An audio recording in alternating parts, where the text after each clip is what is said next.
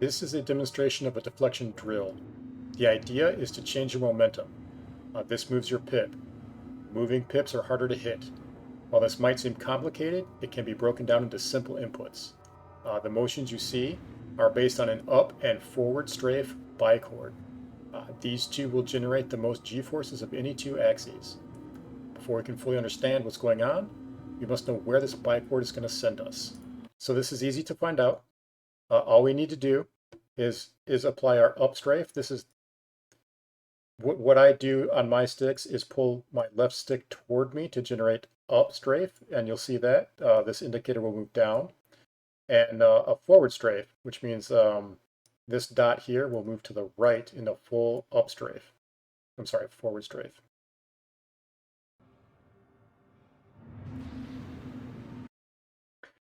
So here we can see that, again, full forward, full up. This is the cockpit of a Gladius, and it very, very conveniently it points right to about where this thing here is. You know, there's your TVI. Yeah, so it's pretty easy. The only issue is that's just off the top of your screen when you do that. It's just off the top of your screen.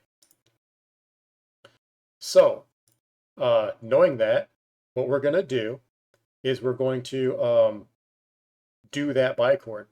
And what you need to know is where we are, we're centered above the pad, and where we're going to go. See, the TVI indicator when we bichord is going to be approximately here, but up off the top of the screen a small amount. So when we run this forward,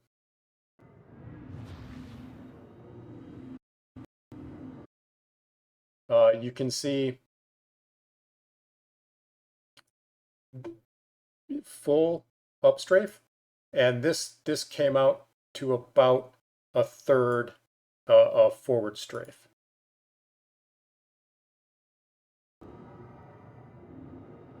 And now look at where we are. Look at where we are. We're exactly where the TVI put us. Go figure. We were centered above the top of the pad.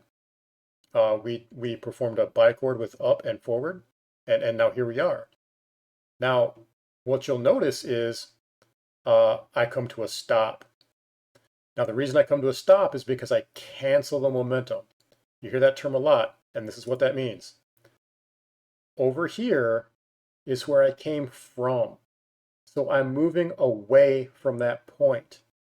So in order to stop, I need to move or produce thrust to push me in that direction, which is the same bichord, It's going to be a lot of downstrafe and somewhere between a third to a half forward strafe. What's really interesting about this is that it takes the exact same amount of input to start the motion as it does to finish it. So however hard and long you hit that bichord to start it is exactly how long and hard you have to hit it to pull out of it, to stop it, to cancel that momentum. Yeah, and here you can see full up strafe and about half forward, and we're just about coming to a stop. And it's the same again. When I move back, again, in the same direction that the bichord took me, I'm going to cancel that momentum. I can't do that unless I roll, right? I need to align where the bichord is going to produce thrust, the direction it's going to thrust me, with where it is I've come from. That's how the motion is canceled. And so here we are. We're kind of back where we started. Now I'm going to lay on it. I'm going to lay on it a little heavy because I want to go back, right? So we've come back. We've canceled the momentum, but I'm going to hold down the input because I want to do it again. And so what you'll see is just a couple reps of moving back and forth between this position and that position. And if you look closely, they're very similar as far as up and forward strafe. And you can see how the momentum is canceled because I'm thrusting towards the position that I just came from. That's why it gets canceled. That's why it looks like I come to a stop. So there you have it. That's the basic, simple thing going on here. Um, it is no more complicated than that. Practice this. Get good at this. Uh, you're going to have to modify this slightly for anything you might do. I mean, I don't know that how perfect this one maneuver is going to be, but this is the start of the branch from which all your other stuff is going to come.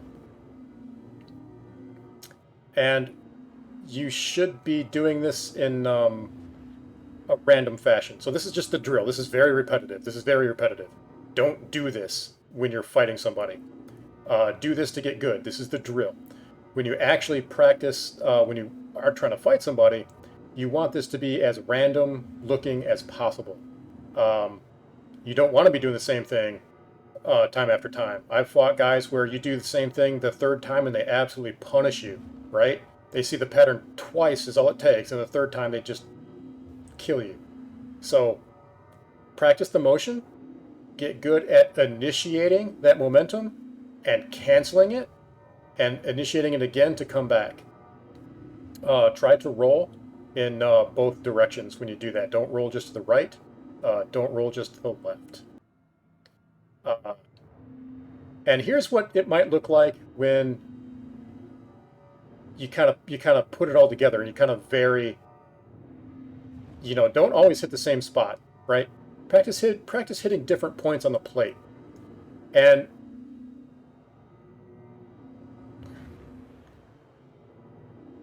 you know, I'm not sure it matters which one it picks. You know, pick one corner, pick another corner. Just try to mix it up. Try to make it seem like they're totally random motions. But you can see how it's almost the same thing going on. We're initiating that bichord, and we're spinning around to cancel it. And that's how you get your pip to move, changing your momentum. If you were to just lay on your inputs, you would gain a lot of momentum in one direction, and that would flatten your pip out and make it easy to hit. When we're doing this, we're changing our direction. We're changing our momentum. This is going to be a difficult pip to chase. One thing that I'm not really doing here is kind of pausing, because at some point, you know, your opponent is going to be chasing your pip, and he might get there. And once he gets there, you know, you can make a little pause and wait for him to get there and then move. It might give you a little more time if you wait for him to catch up. So maybe add a little pause. You can see there's kind of a pause built in when the direction changes. But anyhow, this is the deflection drill. And yeah, it's just based on coming in with a strong bichord and canceling that momentum and coming back in a different direction. Try to be as unpredictable as possible.